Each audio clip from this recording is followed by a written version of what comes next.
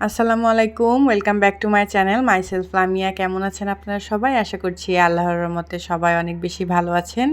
আর আমি একটু অসুস্থ।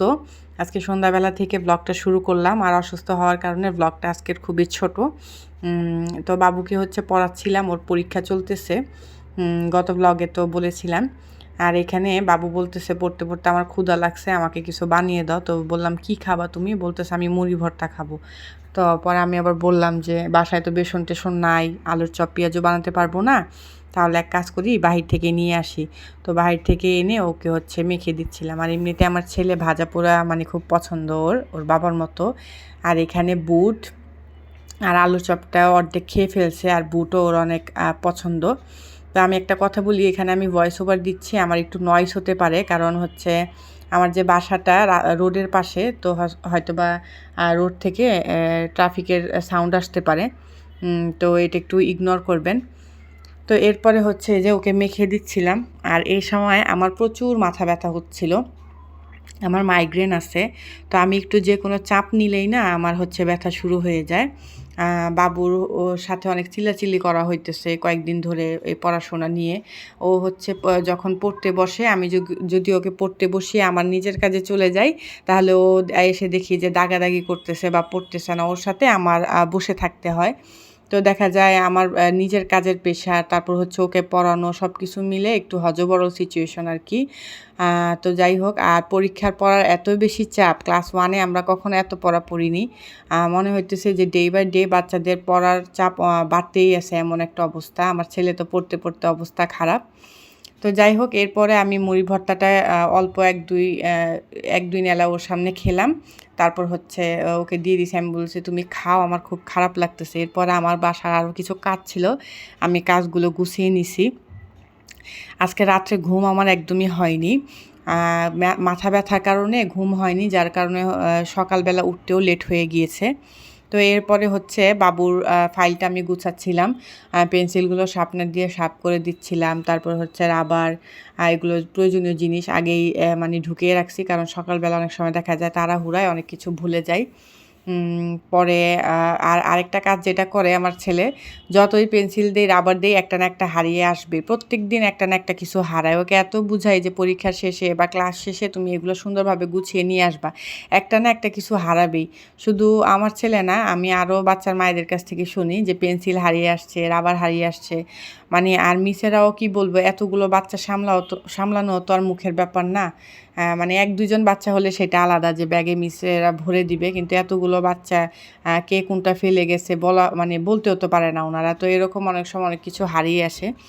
তো যাই হোক, পরীক্ষার জন্য সব কিছু ওকে রেডি টেডি করে দিচ্ছি। আর এখানে বাবুর পড়া শেষ, ওকে আমি বলছি তুমি ভাত খেয়ে নাও। তো ও বলতেছে যে না, আমি মুড়ি ভর্তা খেয়েছি, আমার পেট ভরা। আমি বলতেছি না বাবু, একটু হলেও ভাত খাও।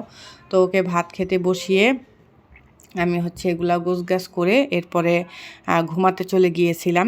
আর মাথার ব্যথার তীব্রতা তো মানে কি বলবো, প্রচুর ব্যথা। মনে হচ্ছিল যে মাথার মধ্যে কেউ হাতুড়ি দিয়ে বাড়ি দিতেছিল। যার মাইগ্রেন আছে ও রিলেট করতে পারবে। আমি সবসময় আল্লাহর কাছে দোয়া করি, আল্লাহ মাইগ্রেনের ব্যথা আমার শত্রুকেও দিও না। যদিও আমার কোনো শত্রু নাই, তারপর আমি দোয়া করি যে এই ব্যথা যেন আল্লাহ কাউকে না দেখ। আর এমন একটা সময় বা আমি যে ওষুধগুলো খাই, ওই ওষুধটাও ছিল না। মানে মাইগ্রেনের ব্যথার একটা ৩-৪টা ওষুধ আছে আমার। তো ওষুধগুলোর মধ্যে 2টা ওষুধ শেষ হয়ে গিয়েছিল।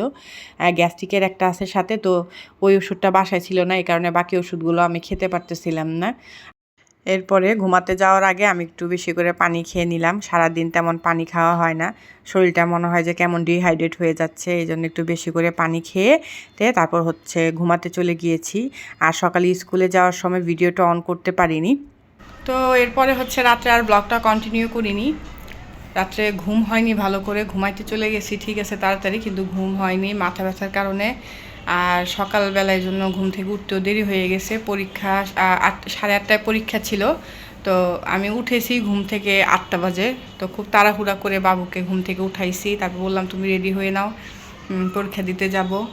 তো তারপর অনেক মাথায় পেন করতেছিল, এখন কি করব, পরীক্ষা না থাকলে আজকে স্কুলে যেতাম না।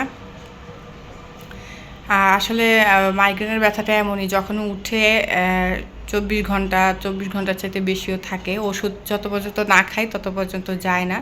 তো ইদানিং চেষ্টা করতেছি যে ওষুধ খাওয়া ছাড়া কিভাবে ব্যথাটা কমাতে পারি, কারণ এত বেশি পেন কিলার খাওয়াটাও ভালো না। এটাই আর কি। আমি একটু টেনশন করলে বা একটু কাজের চাপ বেশি থাকলে আমার এই মাথা ব্যথার সমস্যাটা হয়। তো পরীক্ষাতে হচ্ছে বাচ্চাদের এত পড়া দিছে যা কমপ্লিট করতে পারতেছি না। শীত আরও অনেক আগেই দিছে, কিন্তু হচ্ছে মানে পড়ার চাপ অনেক বেশি, প্রেশারটা অনেক বেশি, যার কারণে পরীক্ষার যে চাপটা আমার কাছে মনে হইতেছে চাপ, কারণ বাচ্চাদের সাথে অনেক চিল্লাইতে হয়, পড়াশোনা করার সময় সহজে হচ্ছে পড়তে চায় না। তো এই জন্য মানে ওর পিছনে চিল্লাচিল্লি করতে করতে হচ্ছে আমার এরকম ব্যথা উঠে গেছে মাথার। তো যাই হোক, একটু অসুস্থ, আমার জন্য দোয়া করবেন আপনারা সবাই। তো দেখতে থাকুন ব্লগটা। তো এরপরে স্কুল থেকে চলে আসলাম। স্কুলের এক ভাবি উনি আমাকে এই যে কাটলিচু দিছে, এটা নিয়ে আমি একটা শর্টস ভিডিও বানাইছি, চাইলে আপনারা আমার চ্যানেলে দেখে নিতে পারেন, চ্যানেলে আপলোড করা আছে। তো এই যে এটা অনেক দিন পর দেখলাম। আগে ছোটোবেলায় হচ্ছে খেতাম, স্কুলের বাহিরে একটা কাকা বিক্রি করতো প্রায় সময়। আর এখানে হচ্ছে ভাবি হচ্ছে তার দেশে থেকে লতি এনেছিল, তো উনি লতিটা বেছে সিদ্ধ করে ডিপ ফ্রিজে রেখেছিল, তা আমার জন্য নিয়ে এসেছে একটুখানি।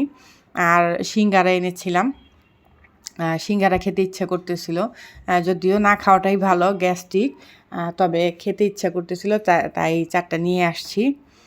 আর এই তো এটা আমি এখন রেখে দিব। আমি চিংড়ি মাছ আনবো বা চাপা শুটকি, দুইটার একটা আনবো। এরপরে হচ্ছে লতিটা মজা করে রান্না করব। আর যেদিন রান্না করব ওই দিন আমি আপনাদেরকে রেসিপি শেয়ার করব। তো এই সিঙ্গারাটা অনেক মজা, এটা আমাদের স্কুলের ক্যান্টিনে বিক্রি করে, মানে বাবু যে স্কুলে পড়ে ওই স্কুলের ক্যান্টিনে বিক্রি করে। তো সিঙ্গারাটা ভালো, মানে ফ্রেশ। এমনিতে তো হোটেল থেকে কিনলে অনেক সময় বাসি সিঙ্গারা দিয়ে দেয়, তবে এই সিঙ্গারাটা অনেক ফ্রেশ থাকে, তাই খেতে ভালো লাগে। তো অনেক গার্ডিয়ানরাই কিনে খায়, ভাল লাগে। আর আমার কাছে আলু দেওয়া যে কোনো জিনিস অনেক খেতে মজা লাগে, যেমন আলু পুরি, আলু সিঙ্গারা। এরপরে হচ্ছে খাওয়া দাওয়া করে আমি একটু রেস্ট করতেছিলাম। তারপরে হচ্ছে বাসার কিছু কাজ ছিল, কাজ করে আমি আবার একটু ঘুমিয়েছিলাম। ঘুমিয়ে তারপর হচ্ছে আবার ঘুম থেকে উঠে বাবুকে হচ্ছে পড়াইতে বসাইছিলাম। ওর অঙ্ক পরীক্ষা শেষ হয়ে গিয়েছে, এখন হচ্ছে সাধারণ জ্ঞান পরীক্ষা। এরপরের পরীক্ষাটা হচ্ছে সাধারণ জ্ঞান পরীক্ষা। অঙ্ক পরীক্ষা নিয়ে অনেক হচ্ছে প্যারাতে ছিলাম, তো যাক ওই পরীক্ষাটা শেষ। অঙ্ক পরীক্ষা কিন্তু অন্যান্য পরীক্ষার চাইতে অনেক কঠিন, আমাদের বেলায়ও কঠিন ছিল, এখন ওদের বেলায় মনে হয় যে না, আসলে অঙ্কটাই কঠিন। আবার অনেক বাচ্চারা আছে অঙ্কতে অনেক এক্সপার্ট, ভালো পারে, কিন্তু আমার ছেলেটা একটু অঙ্কতে আমার মতোই কাঁচা। আমিও স্কুল লাইফে অঙ্কতে কাঁচা ছিলাম, তবে ইংলিশে ভালো ছিলাম। তো এই তো বাবুকে পড়াইতেছিলাম বিকালবেলা। আর এখানে এই যে আজকের ওয়েদারটা খুব সুন্দর, না বেশি রোদ না বেশি মানে মেঘ, খুব সুন্দর ওয়েদার।